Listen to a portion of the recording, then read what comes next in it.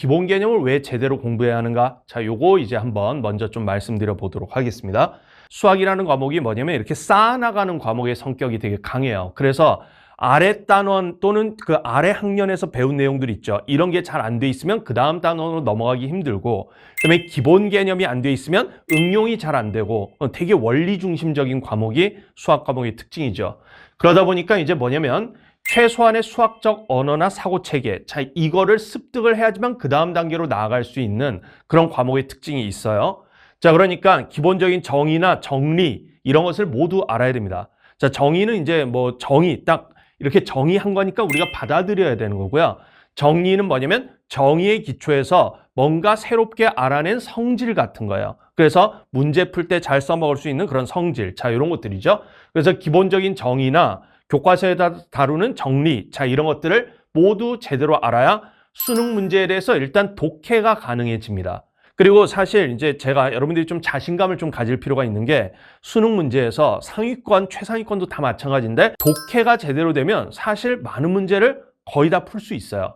대부분의 경우는 독해가 제대로 안 된다던가, 뭐 대치동의 최상위권 학생들도 잘 보면 교과 개념과 거리가 있는, 제가 느끼기에는 조금 불필요한 스킬들 막 이런 것에 많이 또 집착을 하다 보면 문제 독해를 제대로 못 해가지고 문제를 못 푸는 경우들도 있어요. 최상위권 학생들조차도. 가장 문제 그 풀이에서 기본이 되는 게 뭐냐면 문제에 대한 독해, 이해가 가장 기본이 돼야 돼요. 근데 바로 수학 입문 기본 개념 강좌는 바로 이런 독해를 위한 필수 강좌다. 2점, 3점, 쉬운 4점까지는 이 기본 개념으로 거의 다 해결이 가능해요.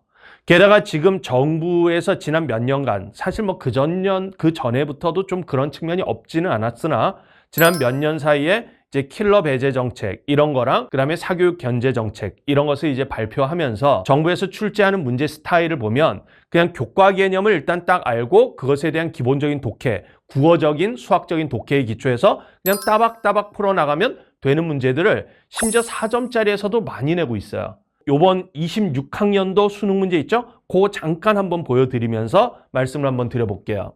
자, 요게 26학년도 수능 4점 문항 예시입니다. 12번, 13번 정도면 이제 어느 정도 난이도대라고 볼 수 있냐면 13번 특히 그 정도면 4점 중간 난이도라고 딱 볼 수 있어요. 뭐냐면 우리가 이제 보통 준킬러라고 많이 학생들이 부르는 문제. 자, 이런 게 이제 13번, 14번 그런 정도 난이도의 문제인데 13번 정도까지도 이거 되게 그냥 레알 비기너스 수준의 기본적인 개념만 알면 그냥 풀 수 있어요.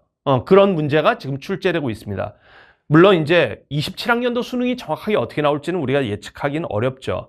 그렇지만 대략적으로 여기 12번, 13번 정도 난이도까지 4점 문항이 9번부터 있단 말이에요. 공통과목의 경우는 9번, 10번, 11번, 12번, 13번 이 5문제.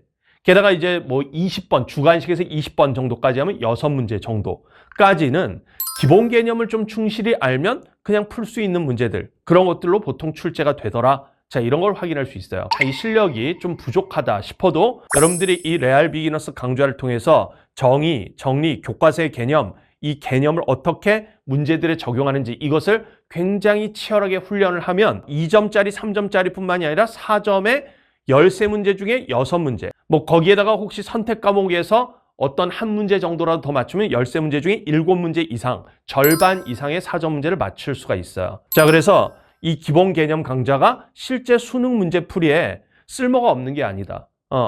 기본 개념 강좌는 문제 풀이에 큰 도움은 안 되고 그냥 문제 풀이를 위한 밑바탕만 다지게 하는 강좌다. 그건 아닐 수 있다는 거예요. 물론 그거는 기본적으로 돼야 되지만 심지어 수능 문제를 맞추는데도 되게 중요한 의미를 갖는 강좌일 수 있다. 이건 이제 상위권 학생들에게 주로 해당되는 얘기이긴 하지만 이게 수능이 그냥 그 평가원에서 발표할 때 뭐라고 하냐면 뭐 단순 암기식 문제 뭐 이런 거보다는 올해도 이제 발표를 했어요. 26학년도 수능에 대해서도 종합적인 사고력을 요하는 문제, 자, 이런 것을 많이 출제했다. 자, 이런 얘기를 하는데 이건 이제 상위권 학생들 변별하는 문제들이 그렇다는 얘기죠. 자, 이런 깊이 있는 사고력, 자, 이런 것도 사실 잘 보면 그냥 그 어디 별천지에서 떨어진 어떤 방법 이런 것에 기초해 있는 게 아니라 이 기본 개념에서 쌓아 올린 어떤 방법들 가지고 사용하는 문제들이 대부분이에요. 자, 그렇기 때문에 깊이 있는 사고력은 결국 기본 개념에서 나오는 경우들이 되게 많습니다. 왜냐하면 우리가 개념을 왜 배우겠습니까?